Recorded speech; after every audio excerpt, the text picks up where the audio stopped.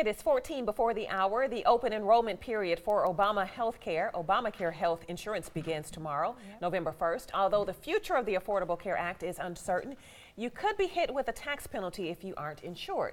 Here to talk more about this subject is Dr. Paula Walker-King. Nice to have you. Great to be here, Cheryl. Yes. Good morning. Good morning. So let's talk about who is the health insurance marketplace for? Literally, it's for anyone that doesn't have health care coverage through a job, Medicare, Medicaid, or any other source.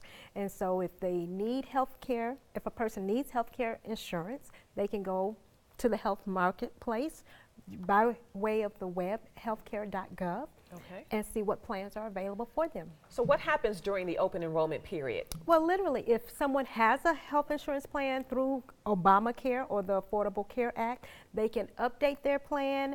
They can choose to renew those health care coverage or make any other modifications that may be necessary. Okay, so do you have to go on to renew if you want to stay the same with your coverage? You do have to go on to renew, and so it doesn't necessarily carry over. Right. So each year you have to go on. You can either do it, online, or they even have a way where you can call on the phone, and there's a customer service representative that'll help walk you through the process. Okay, when does it end? When does the enrollment period end? December 15th. So it's a little bit shorter in terms of the enrollment period this particular year. So you have from tomorrow, November 1st to December 15th. And literally those plans kick into place. Whatever plan is adopted will go into effect on January 1st, 2018. What do the plans offer?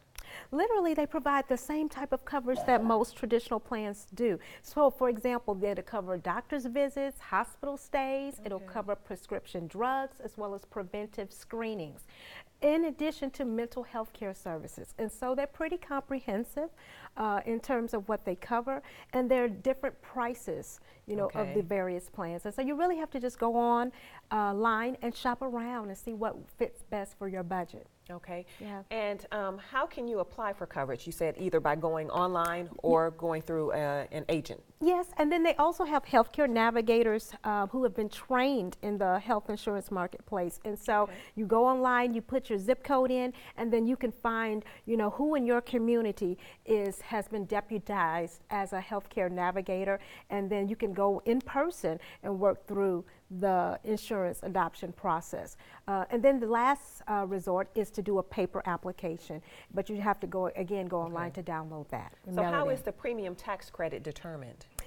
Based on your current income. And so even if a person had the Obamacare plan for 2017, they need to go in and update their income that they expect for 2018. And that's really going to give them the best savings, as well as that's how that premium is going to be determined. Okay. And what's the potential impact on people if the health care bill is repealed? Well, that's the thing. The Affordable Care Act is not a perfect form of legislation, but if it is repealed, people with pre-existing conditions will not be covered, or they'll be penalized for having a pre-existing condition. The prescription coverage that was that donut hole in prescription coverage, that will be taken away, and medications will be much more expensive for individuals. And so there are a lot of consequences, unintended consequences of repealing the legislation. Okay. Thank you, Dr. Paula Walker-King, for being here. You're welcome. Great information. And let's send it over to Elizabeth.